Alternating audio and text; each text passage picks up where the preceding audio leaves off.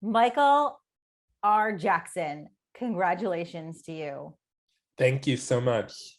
When they read your name, what was going through your head? Um, God, I hope I get it.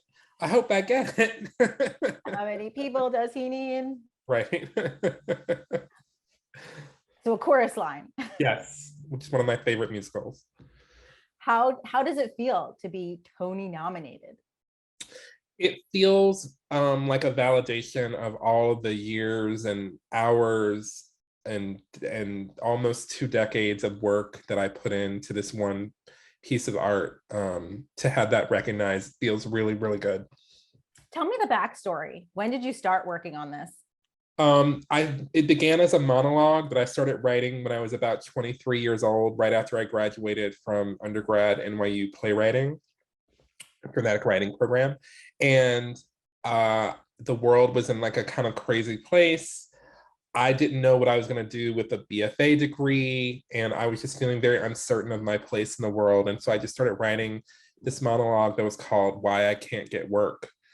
And it was just a sort of stream of consciousness monologue about a young Black gay man walking around New York, wondering why life was so terrible and sort of reflecting on different areas of his life. And I just sort of kept that piece. Then took me into writing music when I went to grad school, which then brought me back to the monologue, which then turned into a one-man show, which then turned into more of a concept musical, which is what they used to call them in the 70s, which sort of morphed over again and again and again. It kept looping, as it were, into off Broadway and then finally on Broadway. And you won a Pulitzer off Broadway. And I won a Pulitzer in the middle of all of that. Explain to me, you explain the monologue a little bit, but explain to me the musical A Strange Loop. What is A Strange Loop about? A Strange Loop is a musical about a young Black gay man named Usher, who works as an usher at a Broadway show, who is writing a musical about a young Black gay man named Usher, who works as an usher at a Broadway show, who is writing a musical about a young Black gay man named Usher, who works as an usher at a Broadway show, and sort of cycling through his own self-perception and his feelings of self-hatred. And it's a loop, basically. A loop within a loop. Hence the strange loop. Why do you think the show is so appealing to so many people right now? I think that it's just from having spoken to so many people. I often, stand outside after the show and I talk to people. And I think what it's a couple of things. One is that for some people, the show feels like a mirror. Like they feel like I'm a Black gay man, or I'm a Black queer person, or a queer person of color. And this story it feels like it reflects their life in some way. And for other people, it's a window in that it's not their life, and yet they're seeing somebody else's experience. And that experience of self-doubt, self-hatred, self-criticism, whatever, everybody has something like that in them, the thoughts that sort of torture them at one point or another during their life. And I think that all those people are together sharing that experience, even if they're coming from different walks of life. And that's creating a loop within the theater that creates a really powerful feeling of connection, of feeling seen, of feeling heard, of feeling like you're not alone in the world. And I think the show sort of really promotes that. And also of self-acceptance, of like, whoever you are, there's nothing wrong with you, which is kind of the message of the show. And I think that resonates with a lot of people. Are you surprised it resonates with so many people, or you're not? I think I was surprised initially when we were off Broadway. I thought, because the show seems so specific and so, some would say niche, that, oh, it's only going to resonate if you're a Black gay man or whatever. But it isn't. Like it is and it isn't, in that like that experience is so specific that it's universal, because it's just about being a person. And so I think once I realized that the show is as specific as I had written it, from my own just trying to capture what it felt like to be a young Black gay person, that like that experience other people have access to it, even if they don't, if the details are different. And so I learned that off Broadway, and I've only seen that sort of blow up on Broadway. When you were writing this over the years, was the goal Broadway? Did you even think that Oh, this could get to Broadway? no, and the funny thing about that is like, I toiled away in obscurity for, 10, 12 years before, I even like started working with my director, and then like he came on, and uh uh we just thought maybe the best we would get would be an off-Broadway production. And so then once we got that was like the pinnacle. And even then I had rewritten the opening number to say Big Black and Queer American Broadway Show. And that wasn't because I was trying to get to Broadway. That's just what the story was, in terms of Usher's conception of the story he was telling. And so like for that to then once Broadway came knocking, that was like this double loop of like, oh wow, it's almost like we manifested this into existence, even though that wasn't really my goal. How did you get celebrities like Jennifer Hudson to be producers of this musical? Some of it was, word of mouth from the show, people sort of reaching out and wanting to be involved. And some of it, I really have to credit my incredible lead producer, Barbara Whitman, for really having great taste and understanding who were the partners that we wanted to bring on, who could really sort of elevate the piece and into visibility. There has never been a time on Broadway where we've had so many Black playwrights writing for Broadway, and you are part of that. Not only are you writing, but you're also spotlighting other Black artists in the meantime. Tell me about that feeling. That feels really wonderful to me because, I'm from Detroit, Michigan, which is a predominantly Black city.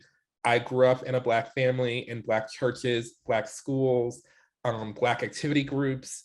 I grew up reading a lot of Black art. And so, I came to the theater, when I went to school at 18, with a deep sense of pride about the power of Black artists and the long history of Black artists who were doing incredible work. And I only ever saw that as normal and wanted to be a part of that, in the work that I was doing. And so this feels to me like I'm getting to live my dream of being, in a lineage of other Black artists who are rigorous, who are creative, who are artistic, who are political, who are audacious, who are risk-taking, who are funny, who are musical, who contain all the multitudes that every artist has, and is pushing the boundaries of the form that we're in my case, musical theater, which is a form that I have loved since I was a child. Why do you think there are so many this season? I think that it's because, there's been a lot of artists and people crying out to be seen and to be recognized, and not to be excluded from the places where we should be excluded. And I certainly am somebody who has benefited from the advocacy of many others, fighting to break down doors, in a lot of ways. And I also, for myself, have been somebody who has long been trying to artistically kick down doors, so that my work could be seen once there was a space for it to be recognized. Tell me about L. Morgan Lee making history. Oh my gosh. I like teared up when I saw her name. L. Morgan is a trans artist of like impeccable talent and artistry, who is being recognized and who has been with the development of the show for many years now, and has only infused it with so much of her talent and her grace and her humor and her deep love for Black queer people and Black trans people, her advocacy for Black queer trans people specifically, and has, I think, like elevated the show in every way. And so I'm so grateful and so thankful and so proud that the world is getting to see someone like that, who I have known to be not just an incredible human, but like an incredible artist. To see that, to be recognized by the American Theater Wing in the nomination, it makes me just, my heart sing. Like, I'm so happy for her. And for John Andrew Morrison as well, who's been singing the song periodically from A Strange Loop since October 1st, 2008, for 14 years. He's like my longest sort of cast member who's been involved in the show. And to see his dedication to this character that he's been playing for all that time, it just makes my heart burst. I'm so happy for them. So wonderful. Anything else you want to mention that I didn't ask? I want to shout out my incredible director, Stephen Brackett. Stephen has been in the trenches with me for over a decade, doing such deep, detailed, loving, collaborative work with me and with everybody involved in the production, that I just cannot like shout his name from the rooftops enough. He is like another incredible human and another incredible artist. And I guess that for me is the thing that has radicalized me, as it were, in working on this show and in everything that I want to work with. So I want to work with people who are great humans and who are great artists. And we had that in everybody on our show who was nominated, and those, even those who weren't. In Drew Levy, our sound designer, Dren Shriver, our lighting designer, Arnolfo Maldonado, our set designer, everybody involved in the show, Raja Feather Kelly, our choreographer, who has brought so much incredible artistry to the movement of the 7 bodies on that stage. I shout them all out. Montana Levy Blanco, like I just love my cast and the crew and everybody involved so much. And I'm just so happy that the world is recognizing all of the years and the time that we put into trying to put this big Black and queer American Broadway musical out for everybody to see. You said you started this when you were 23, correct? Yeah, around How there. old are you now? Do you mind if I ask? 41. 41. 11 Tony nominations. Yeah. You must be screaming. It's surreal. Again, because none of this was on my vision board. I'm not one of those people who's been like plotting to win a Tony since he was like a little one. It's just something that happened organically with the development of the piece and just continuing to work on it. And again, it just feels really wonderful to have it recognized, especially because I've just talked to too many people who have seen the show, people who've flown in from different parts of the country to see the show, who have talked to me in detail about what it means to them. That touches me so much. So the sort of marriage of that plus the sort of industry recognition feels like a miracle, and I'm so grateful for it. Jacquel Spivey is a revelation. He just graduated from school a year ago. He brings such a vulnerability and such a heart and humor and a kind of wisdom beyond his years to this part that has been such a thrill to watch. And for him to see him be recognized also with a Tony Award nomination is also a testament both to his incredible talent and artistry, but also it feels good to me because it's so rare that like a new person sort of gets recognized in the industry. For some reason, like there's Shirley MacLaine like famously replaced Carol Haney in Sweet Charity when she like broke her leg, I guess, or something. And like to me, I sort of look at like Jacquel as like Shirley MacLaine, that like he's just like this a theater hopeful. He was just in school doing his senior showcase or whatever, and then he just happened to decide to throw his name in the ring for an audition for the show that he just discovered during the pandemic off of our off-Broadway cast album.